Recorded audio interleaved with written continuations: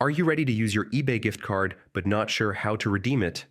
In this video, I'll show you the easiest way to enter your eBay gift card code in 2025 so you can shop hassle-free and get your items fast. First, start by adding the items you want to buy to your cart.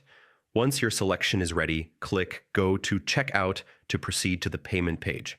On the checkout page, scroll down until you find the section labeled Gift Cards, Coupons, and eBay Bucks. This is where you'll enter your gift card code. Take your 13-digit eBay gift card code and type it carefully into the provided box, then click Apply. You should immediately see the gift card amount reflected in your order total. This ensures that the value of your gift card has been successfully applied to your purchase. After confirming the balance, simply click Confirm and Pay to finalize your order. And that's it. Your gift card is now redeemed and you're ready to enjoy your new items. Redeeming your eBay gift card has never been easier, and following these steps ensures there are no mistakes or delays at checkout.